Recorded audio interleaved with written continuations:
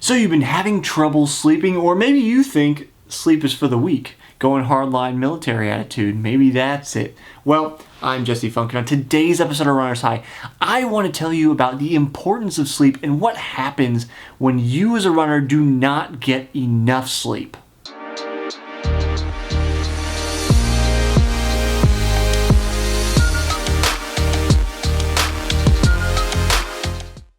Before we get going, if you haven't spent any time with me on the channel, hit that subscribe button. I talk about running on Tuesdays and Thursdays every week, as well as on Friday I interview guests for the Smart Athlete podcast.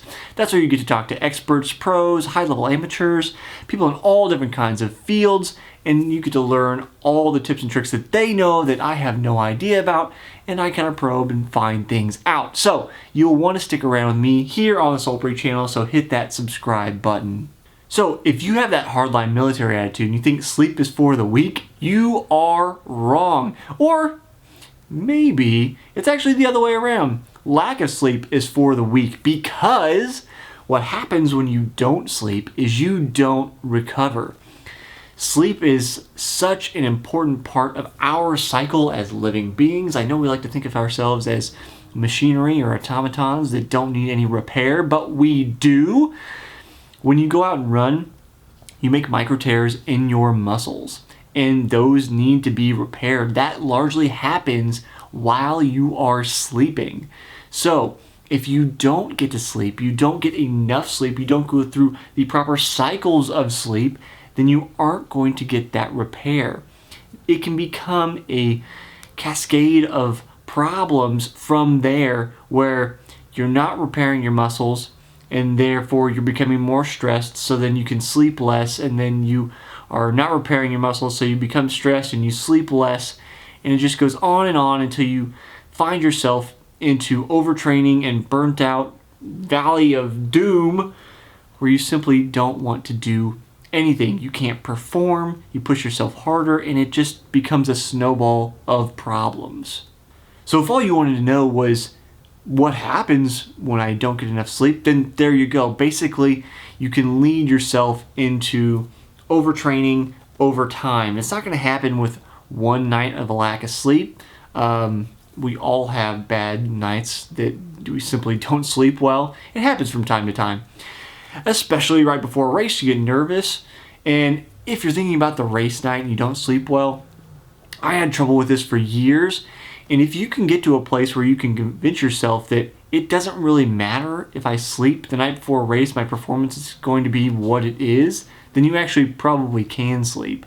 And the truth is that I have found very little correlation between how much sleep I get the night before a race and how I perform. And this goes for my entire cohort, high-level amateurs, budding professionals, people I've talked to. It really doesn't matter. So rest assured, if this is a night before the race kind of situation, don't worry about it. But for training, you need to get plenty of sleep because you have to recover. You have to allow your muscles time to build back up. That's how training works. We kind of dig ourselves a small hole. Our body builds us up out of it, makes us stronger than we were before, and then we dig another small hole, and it goes on and on and on, and we kind of cycle upwards, hopefully, so that we become faster over time. Now, if you're having trouble sleeping, there's going to be a lot of suggestions for you, but I find it's going to be a personal thing. There are a lot of things you can try.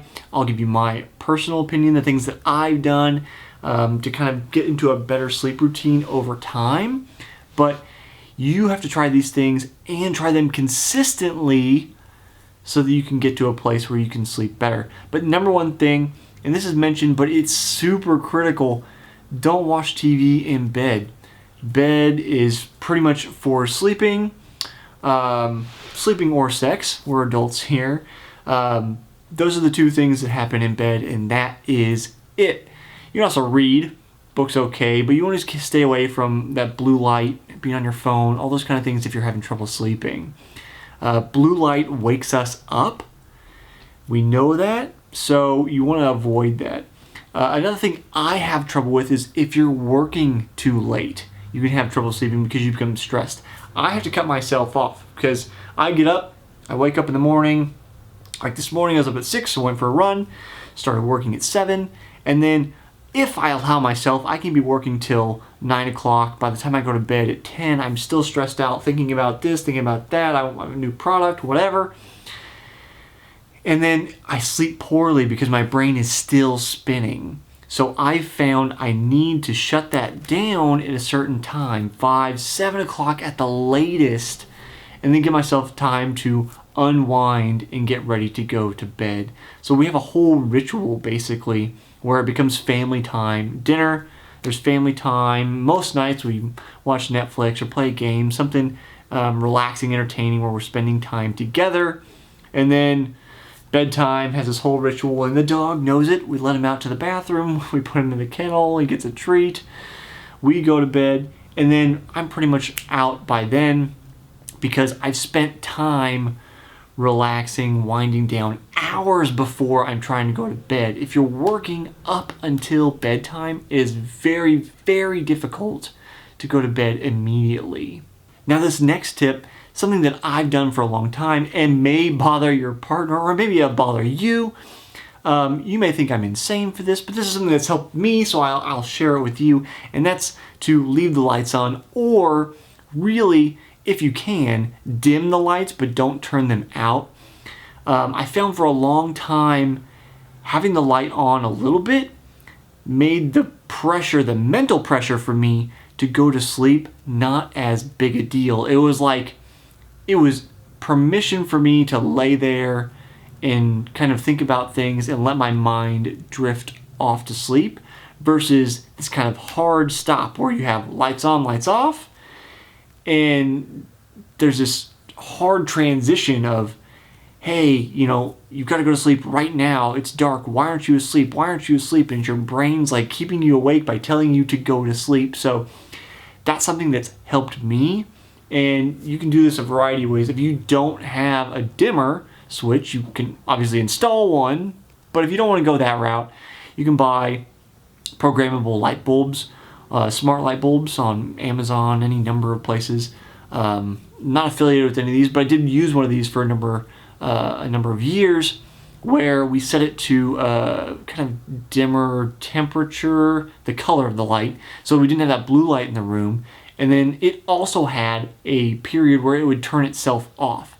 So I was free to go to bed at 10, and it would turn itself off at like 11:15 or something like that, so that I didn't have to get back up out of bed to turn it off.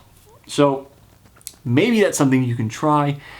If you have somebody that sleeps in the bed next to you, you'll have to clear it with them. They may need a face mask, one of those nice sleeping masks, or that's something else you can try if your partner is the one with the light on and you can't sleep.